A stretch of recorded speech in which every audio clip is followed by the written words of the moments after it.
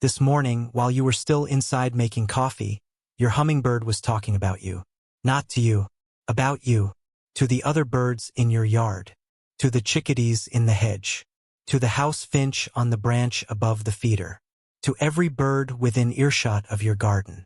And what it said, the specific information it communicated, the precise assessment it shared determined how every other bird in your yard behaved for the rest of the morning. Whether they came to your feeder or stayed away. Whether they stayed close to the garden or kept their distance. Whether your yard felt safe or felt like somewhere to avoid. Your hummingbird gave them a report on you. Based on everything it has observed since it chose your yard. Based on every interaction it has filed. Based on the relationship, and yes, researchers use that word, the relationship it has built with you across an entire summer of watching and being watched. And the report it gave this morning will shock you. Not because it was bad. Because of how specific it was. How accurate. And how much your hummingbird actually knows about you. Let us start with something most people do not realize about the sounds of a backyard. Your yard is not quiet in the morning. Even when it seems quiet to you, even in the minutes before the main bird activity begins, there is a constant acoustic exchange happening between the birds that live in and around your garden. This exchange is not random noise. It is structured communication. It carries specific information about specific subjects. And one of those subjects, one of the most frequently discussed subjects in the acoustic landscape of a suburban yard, is you. Researchers studying bird communication in suburban environments have documented what they describe as a distributed information network, a system of calls and responses that allows birds of multiple species to share real-time information about the state of their shared environment. What predators are present, what food sources are active, what humans are in the area, and, critically, what those humans have done in the past. Your backyard birds are not just reacting to what is happening right now. They are sharing history. They are broadcasting assessments. They are telling each other things about you that they have learned across days and weeks and months of observation.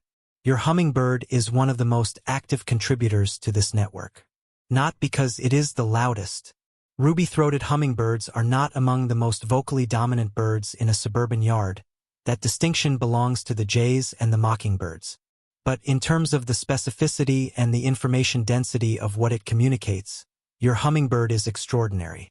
And this morning, before you finished your first cup of coffee, it gave your yard a full briefing on you.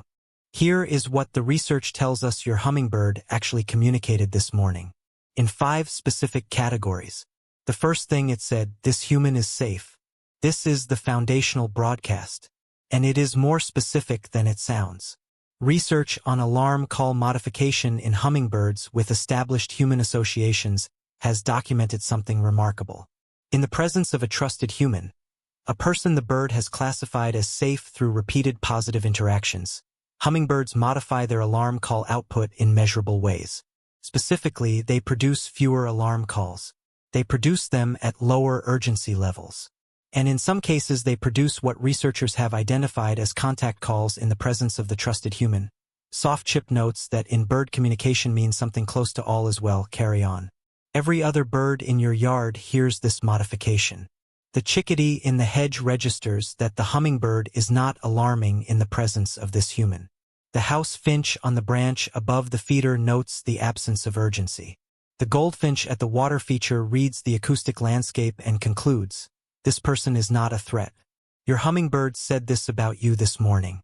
It has been saying it every morning you have stepped outside this summer. You have a reputation in your yard's bird community. Your hummingbird built it. The second thing it said, this human feeds us. Hummingbirds are among the most efficient communicators of food source information in the bird world. Research on foraging information transmission has documented that hummingbirds share food source data through a combination of behavioral cues and vocalizations that other birds, including species that do not eat nectar, learn to interpret over time. The presence of an active hummingbird at a feeder is itself a broadcast. Other birds observe it. They learn that this location, associated with this human, reliably produces food, and that information, observed, processed, and cross-referenced with the acoustic signals the hummingbird produces near the feeder, becomes part of the shared knowledge base of your yard's bird community. When your hummingbird comes to your feeder confidently, feeds without alarm calls, perches calmly between feeding bouts. It is broadcasting a complex message to every bird within observation range. This feeder is safe. This human maintains it. This is a reliable food source associated with a trustworthy individual. Every bird in your yard received that message this morning. The third thing it said, this human has a schedule. Ruby-throated hummingbirds are extraordinary timekeepers. We have covered this in previous videos, the way they track human schedules with precision that surprises most people, anticipating arrivals before they happen, orienting toward the door you use before you have opened it. What most people do not know is that this schedule information is also shared. Research on anticipatory behavior in birds near human habitation has documented that schedule information, the timing of human appearances, feeder maintenance patterns, yard activity rhythms, spreads through local bird communities through a combination of direct observation and the behavioral cues of birds that have already learned the schedule. When your hummingbird positions itself at the feeder or on its survey perch at the specific time you typically appear, other birds notice. They learn to make the same anticipatory adjustment. Your hummingbird's schedule knowledge becomes the yard's schedule knowledge. This morning, when your hummingbird was at the feeder before you stepped outside, it was not just waiting for you. It was demonstrating your predictability to every bird watching. It was showing them, this human comes at this time, does these things, maintains this feeder, can be anticipated and trusted. The fourth thing it said, something changed today. This is the one that most people find genuinely remarkable. Ruby-throated hummingbirds register changes in their trusted humans with a sensitivity that goes well beyond what most people expect. A new piece of clothing, a different route through the yard, a change in the time you appeared, something unfamiliar carried in your hand. And they communicate these changes. Research on investigative behavior in hummingbirds with human associations has documented that when a trusted human displays novel behavior, anything outside the established pattern, the hummingbird's communication pattern shifts. It produces more investigative orientation toward the human. It generates specific call patterns that other researchers have described as information-seeking, vocalizations that in bird communication function something like a question mark. Other birds in the yard register this shift. They become more alert, more watchful, not alarmed because the hummingbird is not alarming, but attentive, waiting to see how the novel behavior resolves. Your hummingbird is your yard's fact-checker. Any change in you, any deviation from the established pattern, is noted, assessed, and communicated within minutes of your appearance. The fifth thing it said, this yard is home. This is the broadcast that carries the most emotional weight. And it is the one that the research supports most strongly. Ruby-throated hummingbirds that have anchored a territory, that have moved from exploratory feeding to full territorial commitment in a specific yard, produce what researchers describe as territory affirmation calls. Vocalizations that function to establish and reinforce the bird's claim to a specific space, directed at potential competitors and heard by all birds in the acoustic range. These calls carry information that goes beyond simple territorial defense. They communicate the stability of the territory, its history, its quality as a sustained, reliable resource. Other birds, particularly species that share resources in the same yard, use this information to calibrate their own presence in the space. A yard with a strongly territory-affirming hummingbird is perceived by the broader bird community as an established, stable, high-quality location. Your hummingbird has been making this broadcast all summer. This morning it made it again. It told every bird within earshot that your yard is worth being in, that the human associated with it is trustworthy, that this is a place with history and reliability and the specific quality that makes birds, of multiple species, want to stay. Now let us talk about what happened after your hummingbird finished talking. Because the broadcast is only half the story. The response is where it becomes genuinely extraordinary. The chickadee network is the most important receiver of your hummingbird's communication. Black-capped and Carolina chickadees are among the most sophisticated information processors in the suburban bird world.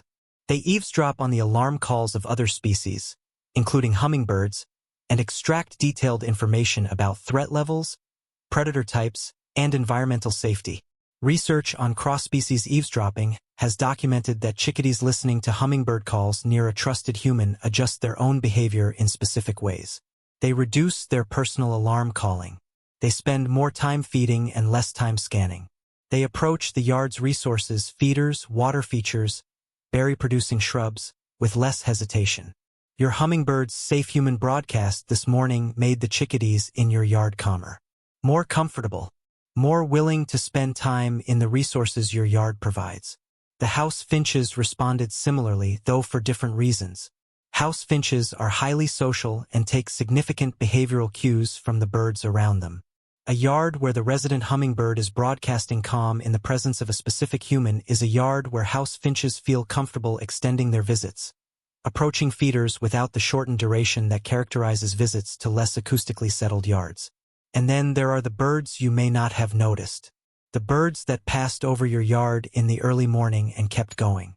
The birds that circled, heard your hummingbird's acoustic landscape, and decided, not today.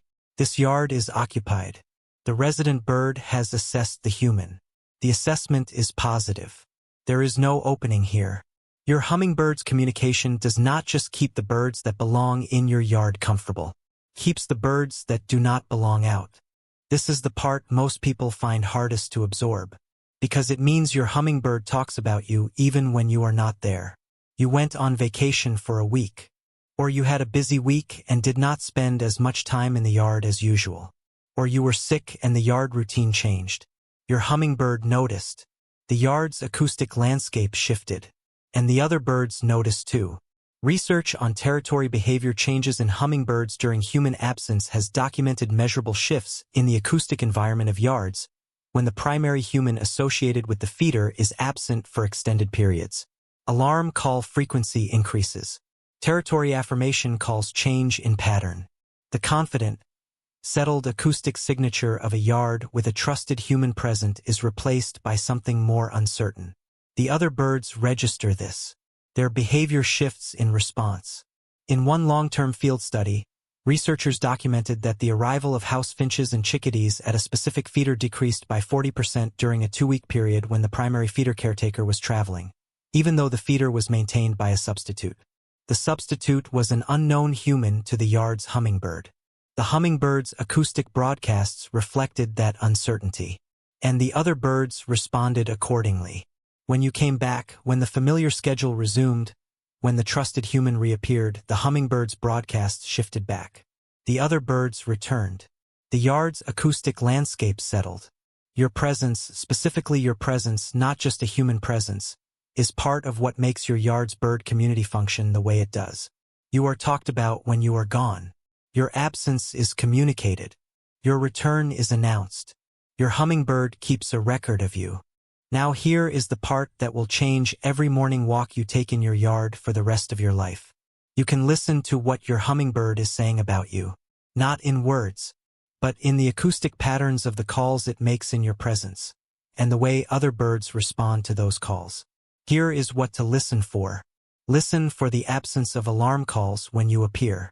Step outside tomorrow morning and pay attention to what happens acoustically in the first 30 seconds after you appear. If the birds in your yard, your hummingbird, the chickadees, the finches, continue their activity with the same call patterns as before you appeared, you are hearing your hummingbird's safe human broadcast being honored by the community it has educated. If birds go quiet when you appear, if alarm calls increase, if the feeder empties as you step outside, the hummingbird's assessment of you is either still being established or has been complicated by something in your recent behavior. Listen for the soft chip calls near the feeder. When your hummingbird is at the feeder in your presence and produces a series of soft, rapid chip notes. Not the loud chattering alarm call, but quieter, more relaxed contact calls. You are hearing one of the most positive acoustic signals in the bird-human relationship. Researchers have documented these calls as produced most frequently in the presence of trusted individuals.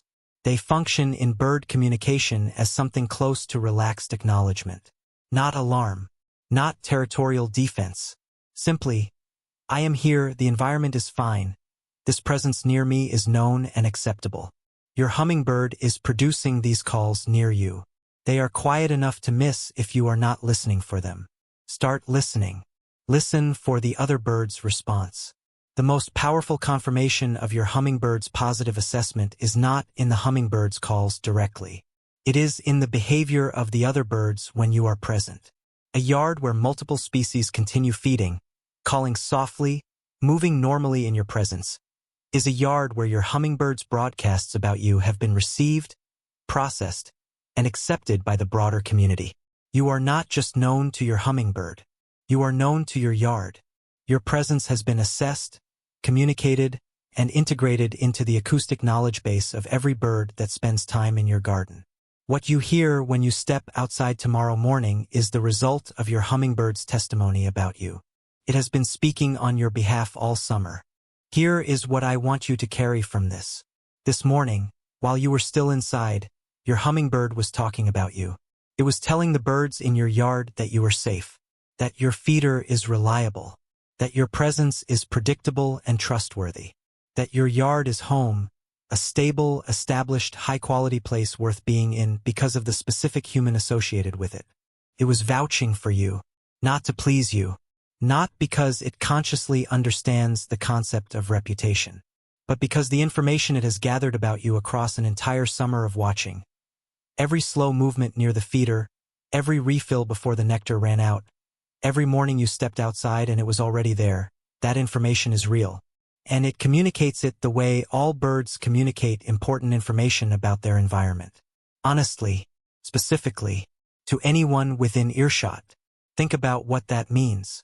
A creature that weighs less than 2 pennies, that crossed 900 miles of open ocean to be in your yard, that chose your specific yard over every other option available to it, that has been watching you, your schedule, your movements, your reliability, your presence, with a precision you never knew was happening. That creature has spent all summer building your reputation in your own backyard, and the reputation it built, the one that made the chickadees calmer and the finches less hesitant and the whole acoustic landscape of your morning softer and more settled, was built on what you actually did. Not on what you intended, not on what you hoped, on what you actually did every morning when you came outside. You showed up. You maintained the feeder. You moved slowly. You were predictable. You were reliable. You were safe. And your hummingbird said so, every single morning, to every bird in your yard. That is your reputation. Your hummingbird gave it to you. And every morning you step outside and hear your yard's birds carrying on calmly in your presence. Every chickadee that keeps feeding. Every finch that does not flush. Every soft contact call from the feeder that means all is well.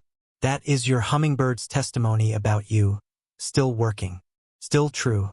Tell me in the comments. Have you ever noticed that the birds in your yard behave differently when you come outside? Do they calm down or do they go quiet? And have you ever heard your hummingbird make a soft call near you that felt like something other than alarm? I want to hear every single story. I will see you in the next one.